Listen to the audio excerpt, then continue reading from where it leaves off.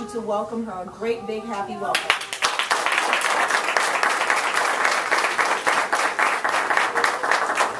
We have Mr. Elizzy Joseph. My goodness, he is the president and CEO and co-founder of the Greater Atlanta Haitian Chamber of Commerce. This Chamber of Commerce, under his direction, has really captured a lot of recognition and respect in the community, and I would like you to give him a great big welcome.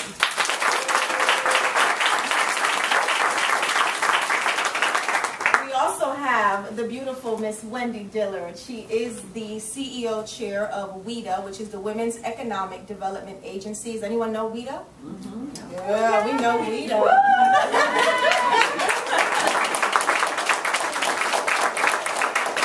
Under Wendy's leadership, WEDA has made a 300 and, can I just say, a 400-degree turn. I mean, she did some serious stuff with the organization, blood, sweat, and tears, and she'll share how and why she did that. Please welcome Miss Wendy Dillard. And then we have the gorgeous, I like to call her, and I hope without any offense, my Russian diva. She's absolutely adorable. This is Miss Anna Stevens, and she is not only the founder of EQ for Success, she is also an integral part in the community where she's talking about fighting against domestic violence, fighting against lack of success, fighting against lack of movement. Please welcome Miss Anna Stevens situation. And one of the things that I think everyone would really benefit from is how to build a successful team. Because now you have this organization, and we have nonprofits, and then we have startups, and we have a lot of things going on. Building a team can be difficult. Do we agree? Yeah. Yeah. I mean, finding the right people. And I think it always goes back to people that need to attach to your mission. So, you know, Wendy, tell us a little bit about, because you had a very challenging time with that, getting the organization up and out of the gate. How did you go about very specifically building a successful team? What did you look for? What did you exclude? What was your criteria on that? Well, I'll just say this. I love my team. I have an amazing staff and volunteers and people. I think what you said very specifically is people who attach to the mission. The same way I took the class and I stayed a part of the organization, all these other people who work for us are people who are very passionate about what we do. You know, it's like I say, to be able to give someone direction on how to achieve their dreams, it really pays off and tenfold, you know. And it's funny you say that. I was having a conversation with another CEO, which was supposed to be a lunch meeting, but it turned out to be a venting session. But she and I were speaking, and I was like, man, I have these great people. I need more money to give them, to pay them more. And she was like, man, I got all the money in the world and not the right people. So I said that to say, you have to find people who take ownership of their position, people who go above and beyond. I'm a very flexible person with business, and I try to accommodate my employees as much as possible, but I also expect that in return. You know, the people that work for us and the people that come volunteer, they want to help. They have all the energy in the world. They love what we do. They want to help. So really my goal is to be able to fund a staff and continue to build on that.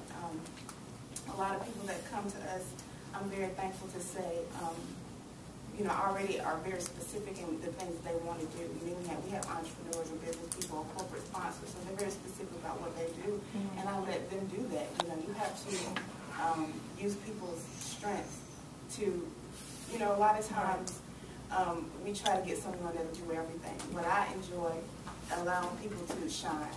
So if you have someone who has a specific skill set, let them do that.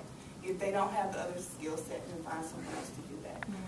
But the most important thing, and you hit it right on the head from the beginning, was find people that attach to your mission and are committed. I like that. Very good. People get hired for their skills, and they get fired for their behavior. And I thought that was very profound. Yeah. It's so true. Yeah. You can hire someone because they have this certain set of skills, and you think that they're going to be able to do that. But it's their behavior of not giving 100% or 110% that's required, or not really putting the passion in and dedicating themselves to making it work, that's really going to, or just being, you know, negative all the time, or whatever it might be, their behavior is what's going to destroy them. Another thing is, I love the Russian dolls, the nesting dolls, Matryoshka dolls. So another great thing I heard was, you should always hire people who are better than you are. Yes. As you build your company, you want to build those dolls like in larger and larger and larger, so that you have people that are greater than you are. Then you build a great company. Correct. If you go down, then you will continue to go down, and I think that's something that's very helpful too. And the higher people move up in an organization, the more important emotional intelligence is, because when you just do typing on your computer and nothing else, you don't interact with customers, partners, you don't interact with investors, then it really doesn't matter. You need to be very proficient in your skill set. But once you start participating in those very important, vital for your business interactions, emotional intelligence, the importance of negotiating, finding that win-win solution, you know, making people feel good about themselves and things like that, the more important this skill set is. And I also wanted to add to what you just said. People do get fired for their emotional intelligence, lack of it, but you can put one person in one team and they will be great, and you can put the same person in another team and they will be disconnected. That's why you need to match your teammates. Lost control of it. And the day that you go and pick up that check or cash in that check or pick up that money as a for-profit company, as a non-profit, we're talking, it's a little bit different. I know you can speak on that, but as a for-profit company, when you start borrowing money as your sole means of launching, operating, expanding, you now lost ownership of your company. And the day that you get the money in your hand is the day you're supposed to spend it. It's not supposed to go in your bank account and you let it sit there because it looks nice, because it makes your account look nice and hefty. No, the day someone lends you money, an investor, angel investor, bank, anywhere, you are supposed to know where every single dollar is allocated on the day the check is cashed.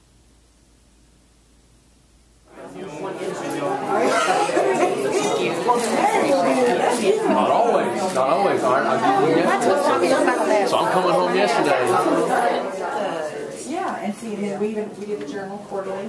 This time it was huge on lunches, having school lunches. So we had all the great healthy stuff, giving away the healthy portion. And then I have a board meeting at the same time, so I have to alternate. And so you do still the BNI meeting?